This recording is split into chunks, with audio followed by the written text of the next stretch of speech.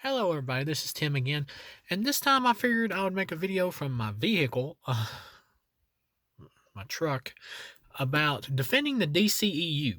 Now, I've made a lot of videos on the DCEU because obviously I'm a DC fan. I'm a comic book fan in general. Anybody who has watched my videos or has kept up with them or has even watched remotely a few of them obviously can tell that I'm a comic book fan and a movie fan. And I'm a big fan of DC, I'm a big fan of Marvel, so I will defend them both to the day I'm dead.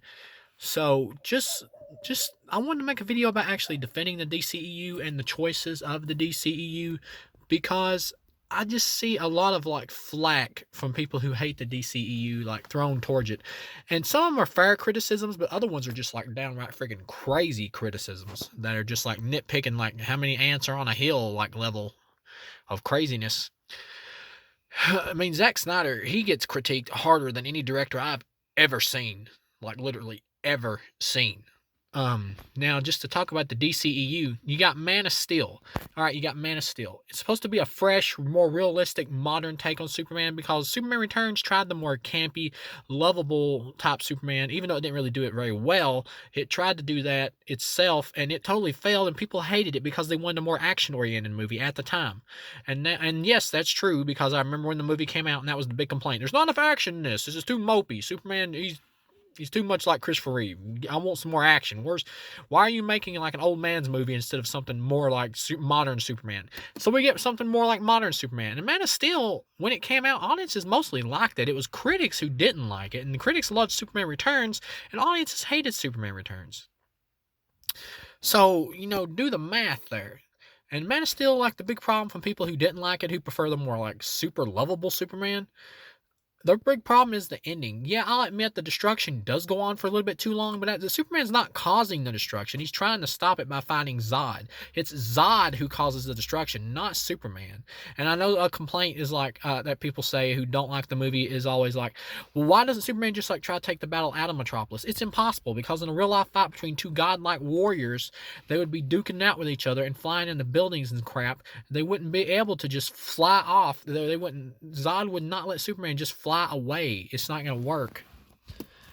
So right off the bat, you got that, which is a non-complaint. I don't get that complaint. That would just not work. And then you got other complaints like stuff that I hear like, why did Superman snap Zod's neck? Why do that? Because it's a more realistic take on Superman. In real life, if Superman fought godlike beings, he would have to kill them. There would be no magic phantom zone to send him to like in the comics. He would have to kill General Zod because there's no way they can hold Zod captive in prison. It wouldn't work. And this is before they discovered kryptonite, so they'd be pissed out of luck. So there'd be nothing they could do to hold General Zod away, and he was going to kill people. So Superman, what? He lets the guy live and he murders two people, General Zod does, or murders a family, and Superman lets him live. That would make Superman look retarded. So there was no choice there. And then you got Batman versus Superman. Now, most of the problems with this one, people stand by the fact it's the theatrical cut and the ultimate cut fixes most of the problems. And that's true. There's a lot of problems in the theatrical cut of this movie that the ultimate cut does fix. So I'm only going to focus on the problems that people seem to have with the ultimate cut and the theatrical cut. That's just kind of the problems that they kind of nitpick about. They don't like the way, they don't like the fact that Batman kills. Okay, Zack Snyder does a Batman here that kills. Michael Keaton was a Batman that kills. Okay, Val Kilmer's Batman killed. He killed Two-Face. Or he caused his death. So I'm like, well, there's been plenty of other Batmans that killed. Why do you complain about the fact that this Batman kills? And the answer to that is because it's the DCEU. They expected it to play up the version of Batman, that they really want, that was made super popular by Nolan. The non-killing superheroic Batman, not a Frank Miller downtrodden, almost Elseworld feeling type Batman. They wanted more of the basic mainstream comic version. And that's understandable. That's what you want, and you'd be pissed off that you didn't get it. But it made perfect sense in the movie why Batman killed people. This is a Batman who's war-torn and has lost his way, and he regains it at the end because of Superman's sacrifice inspires him to be a better person. It's pretty easy to understand in the Ultimate Cut what happens there. So that complaint really holds no water. Basically, you're saying you're pissed off because you didn't get the version of Batman that you wanted, which is just ridiculous to me. Okay, you got Suicide Squad.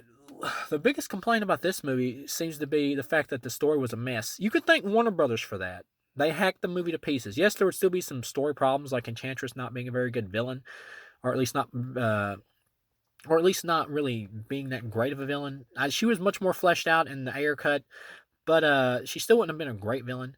Now, yeah, sorry about moving the camera so much. I get tired of being situated in one spot. But yeah, you can say Enchantress isn't that great of a villain, but how many Marvel movies have bad villains? And I love Marvel movies. I mean, come on here. How many of them have lame villains? Now, and then you got Jared Leto's Joker. One of the biggest complaints I hear about Jared Leto's Joker is he's too Elseworld. He's not enough like the Joker, the traditional Joker that I want. It's true. He's not a lot like the traditional Joker. He doesn't even wear the lipstick or like he doesn't even have like a white face paint look to him for some of the scenes. And he doesn't wear the traditional lipstick or the traditional purple colors. He wears more like a Frank Miller type Joker outfits and stuff like that. And I think that totally works for his Joker. But it does not work for a more traditional type Joker if that's what you are wanting.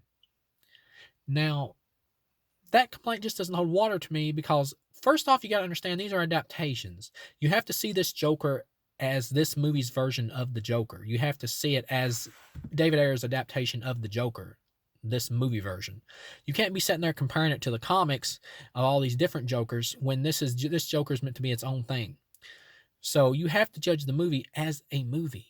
So how does this Joker stack up in terms of his own movie? If you judge it just as a film character, which is what it's supposed to be, then he does an awesome job. There's nothing wrong with this Joker. He's not terrible. He's not bad. He's not utterly amazing like Heath Ledger, but he does an awesome job as a whole. And yes, he was much better in the Ayer cut, the original cut where Joker was abusive and evil and more mean-spirited and had much more screen time and development with his relationship with Harley Quinn, which in the original Ayer cut was much more hate and love, where he would be like, originally when he busted out of Arkham, his men were getting ready to kill Harley Quinn, and he tells them not to because he's starting to develop a soft spot for her. You kind of get that hint. And then later on in the movie, when it's the scene that's in the extended cut where it's on the freeway, where he like puts the gun to his head and everything.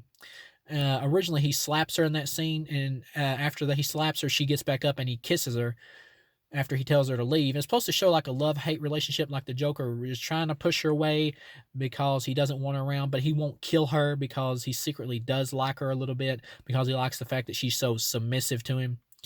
And then, of course, that eventually all leads to the acid bath scene where he decides to jump in after her, where he just got done seducing her to kill herself, basically, and he was going to leave her to die, but he decides to come back in after her because he so admires her devotion.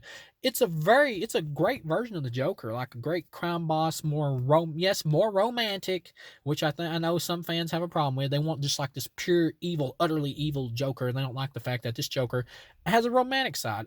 I don't mind it. I don't mind that this is a Joker that actually has a little bit of more feelings for Harley than just the standard "I'll slap you like a bitch." I don't mind it. It doesn't really bother me. Sorry about that. I thought there was somebody at the window. But it doesn't bother me because it adds a new dimension and a new layer to this particular version of the Joker and makes it its own thing, which I like. I think Jared Leto does an awesome job. Is he as good as Heath Ledger? No. Is he as good as Joaquin Phoenix? He comes close. Joaquin Phoenix, I thought, did an amazing masterpiece of a job, but Joaquin Phoenix had much better material to work with because he had a whole friggin' movie, and everything about Jared Leto's Joker is nearly cut completely out of the movie. But what we do get, I think he does an awesome job as his own version of the Joker, which is what he's supposed to be.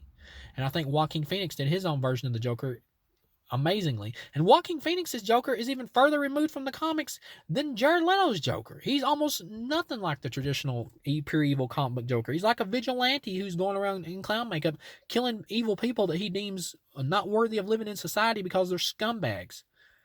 Just like his speech in there. I killed those guys because...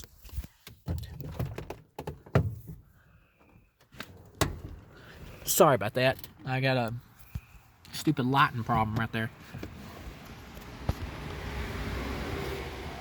But yeah, just like his speech he gives in the movie, I killed those guys because they were awful. And, you know, if it was me, you'd walk all over me. Nobody would care if I got killed. And it's like, yeah, I get that. He's like a vigilante, this Joker is. And I like that about Joaquin Phoenix's Joker. And when it comes to Jared Leto's Joker, he's much more like the comics than Joaquin Phoenix is. But why does Joaquin Phoenix get the pass? Because it's labeled Elseworld, so people are okay with it. Because the Suicide Squad is labeled DCEU, just like Batman, they expect something that's more akin to the mainstream comics, and they don't like the fact that it's pretty much Jared Leto's Joker is going off of an Elseworld Joker that was Frank Miller's All-Star Batman and Robin Joker and just the Dark Knight Returns Joker. They hate that. They hate it. They want, since it's the DC universe, they want for it to be the mainstream DC versions that they really like and love. They want Ben Affleck's Batman to be the Nolan Batman, the non-killing, superheroic, whatever Batman. They don't want it to be a vigilante, I question my morals Batman. And that's a problem for people. They can't get past that. They can't do it. Or at least some of them can't. Now, in years down the line, eventually people will look back when there's been 30 more Jokers and 30 more Batmans. They'll look back and they'll be able to judge these movies more fairly. But until then, we're going to get crazy criticisms. And then you get Wonder Woman, which was a movie that pretty much everybody liked. Sorry about that, my dog is barking. And you got Wonder Woman, which is a movie that pretty much everybody liked. Not really many criticisms there, except for the third act. And I'll agree, there was a little bit too much crazy CGI in the third act of Wonder Woman. And then you got friggin', what was after Wonder Woman? Justice League. Now, Justice League, I will agree. I used to like Justice League, but when I started watching it again, I'll agree it's only like an okay time waster superhero movie. Like 70s Superman style campy movie. But the Snyder Cut is obviously going to be a lot better, and I definitely look forward to seeing that. So a lot of the criticisms with that one are founded. Now you get to something like Aquaman. Most people really like Aquaman. When I watched Aquaman for the first time, I really loved it. I gave it like a 4 out of 4. Watching it again, I would probably give it like a 3 out of 4. I thought it was honestly good, but not great. But it's still a good, really fun Indiana Jones type time. It's just a little bit too long. Some of the criticisms I've heard from the hardcore, like DC fans, like Zack Snyder fans, who complain about the movie not being dark enough, are kind of stupid because Aquaman's its own type of character. And you don't really need to do like a super hardcore dark Aquaman. I mean, you could, but that doesn't defeat the purpose of a much more lighthearted Aquaman working for what it is. And it did. And so you get to the next one, which is Shazam. And lastly, with Shazam was great. I don't hear really any complaints about Shazam. I've heard some complaints from people about it being too lighthearted. But honestly, Shazam is a character that works best lighthearted. And it adds more variety to the DCEU by having a lighthearted character. And I agree. Sorry, I'm running out of breath because I've DC'd it pretty much here for going on 12 minutes now. But I'm going to wrap this up. And I will say, I won't agree, but I'll say that the movie works really well lighthearted. And so, last but not least, Birds of Prey. Now, Birds of Prey, for being the movie that it is, some people complain about it being like SJW. It's really not. It has some feminist themes in it, but you can't really avoid that when you're doing a movie about female empowerment. You have to have feminist type themes in a material like that. There's no way to avoid it, and if you do avoid it, it would just make the movie seem more empty. One of the problems with the movie, though, is there's no Jared Leto Joker. He should have had a cameo for the breakup scene. That was a waste, and very stupid not to have him in there. Other than that, it's a good, solid movie. It's not the greatest thing since sliced bread or anything, but it's pretty good. So, thank you guys for tuning in, and I'll catch you again with another video.